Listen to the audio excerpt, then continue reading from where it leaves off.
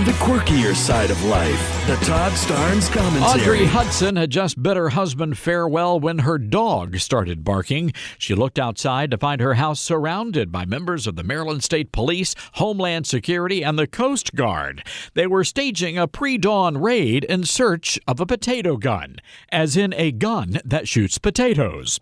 But there's more to the story. One of the agents recognized Audrey as a former Washington Times reporter who wrote a series of stories critical of the federal air marshal program. It seems the agents raiding her home also took away her confidential files that were returned 5 weeks later.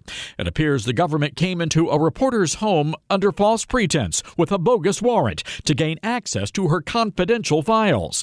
Not only is a potato gun good for blowing up potatoes, it's also good for blowing up the Constitution. I'm Todd Starnes. Thank you, Todd Starnes. Always appreciate it. Crane Durham's Nothing But Truth, AFR Talk. Happy Tuesday to you. I hope it's going well. I am so looking forward to church tonight. Now, I think sometimes when we talk about issues like immigration, boring, you speak to it almost in an academic sense of analyzing statistics. Boring, stop it. And you don't really go to the heart of the issue. Now, Crane, what does that mean? I mean, you sound like President Obama. Are you going to start doing your voice like, we can really solve this problem? Does that mean? No, I'm not talking about that. I'm actually talking about how it impacts you and how it's characterized. Crane, you did this last night. Second hour, boom, you were all over characterization. I know that. Stop pointing at me. I'm talking about the truth when you hear things and how to fix it and how to solve it and what's being used to sell it. So, as President Obama is pushing immigration reform, how many of you, when you hear immigration reform, you say, yeah, that would be a good thing? What's the first thing that pops into your head when you hear immigration or immigration reform? What is the first thing that pops in your head? 1-888-589-8840. Totally threw an audible to Hannah, who is taking the phone calls as she does for Crane Durham's Nothing But Truth, probably on AFR Talk. 1-888-589-8840. 1-888-589-8840. Your response. What the first thing you think about when you hear immigration or immigration reform? President Obama, selling it last week, at least attempting to do so, says it's time to get something passed. Roll it. It doesn't make sense to have 11 million people who are in this country illegally without any incentive or any way for them to come out of the shadows, get right with the law, meet their responsibilities, and permit their families then to move ahead. It's not smart. It's not fair. It doesn't make sense. It would make sure that everybody plays by the same rules by providing a pathway to earned citizenship for those who are here illegally. So the first thing you hear, 1-888-589-8840, the first thing you think of when you hear about immigration reform. You just heard the president say, hey, we need to take care. It doesn't make sense to have 11 million people here illegally. Let's get them into the system. Let's take care of them. A pathway to citizenship. Paul, Texas, the great state of Texas. And I think this might be the great caller, Paul. Paul, how are you? Good, and you? Good, thank you. Your first thoughts when you hear, go ahead and turn down the radio, Paul. When you hear the expression immigration reform, what first goes through your mind? What it used to be and making it so that you have to become a citizen. Okay, Paul, we're having a problem picking you up, but that's okay. We'll get you on another line, and we'll work on that. 1-888-589-8840.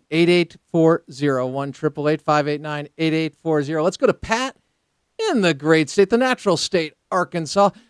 Pat, first thing goes through your mind when you hear immigration reform. Pat. I would like to see them follow the laws they already had in place.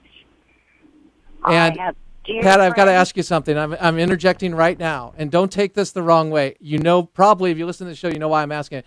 Do you not like brown people? Oh, I love all people. There you go, Pat. And I have friends who've come from the Philippines, from overseas, from Mexico. They've all become citizens. When he says, let's make it fair for everyone, yes, let's make it fair for everyone. Let them follow the laws just like everyone else. Hey, Pat, you are a great sport, and I can tell in your voice when you're speaking to the people that you know, the compassion you feel for them. It's great, and we appreciate you. I just want to speak to the rest of America, and oftentimes people maybe just listening to this show for the very first time, don't believe the false narrative of those that are not for amnesty. It is great. Pat, thank you. Great to be with you. Let's keep moving, and we go to Roy in the great state of Tennessee. Roy, first thing you think of immigration reform?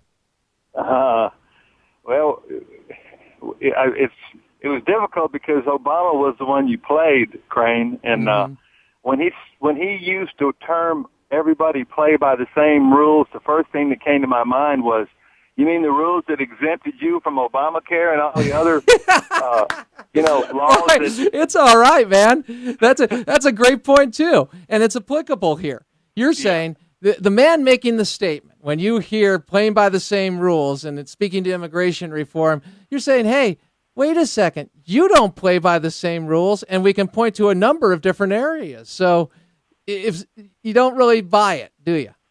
Not at all. I mean, it's and the real sad fact is it's an end run around the middle by Obama and his type to stack the deck in terms of voters in America to ensure his type. By the way, Roy, for those people listening to the show trying to jackpot the show and make this and go with a false narrative, his type. You're speaking to the left and speaking to supporters of amnesty and big government. That is exactly right. They're trying to make sure that they can buy votes by giving citizenship to people who clearly haven't earned it, but they want to give them the right to vote so that they can hold power. That's what this is really all about, Crane. You know that. Yeah, well, that's what it boils down to, in the sense that, hey, Roy, thank you for the phone call. We're going to take a couple more calls before the hour's up. So Spencer and Richard, we'll get right to you, and Eric. 1-888-589-8840. I'll jump to this right now. Yes, in the end, what we're talking about is getting enough people invested into the welfare state and undermining and politicizing the rule of law in order to get a permanent majority. That's not an insult to anybody. And when it comes to earning citizenship, if you're here illegally, no, you haven't earned citizenship. I understand why you're here. I get it. You want to be here. But the earning of citizenship, I look at people who did play by the rules. So I understand the desire to be here, big time. Yet when it comes to earning citizenship, we're dealing with a different case. And then you talk about the money being paid in. Well, the fact is much more is given out when we go through the taxes that are paid, oftentimes used as a reason for amnesty. Let's go to Spencer, Arkansas. Spencer, first thing you think of immigration reform? Well, you already touched on it, and that's buying votes. But I think that there needs to be a discussion on some of the fallout of bringing people here who don't have our cultural background, our cultural mores. Being an American, right? Wait. You're speaking to the idea of being an American, becoming an American. Correct. And I can only speak from the expertise of my own field, which is pest control, chemicals, and how our laws have adjusted and changed to protect the illegal immigrants rather than protect us. Classic example. I'm very familiar with a family that had a child that got lice. Well, that's no big deal. Children get lice. But the illegal immigrant father didn't have the money to go to the doctor. So he went to his local hardware store and got some malathion and poured it on the child's head and made a vegetable out of her.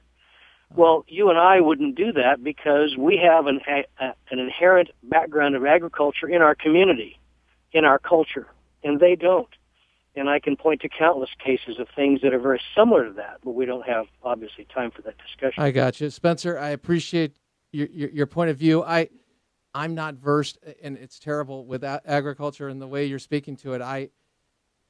It's sad. I actually sometimes have to turn in my man card. Sometimes, Crane.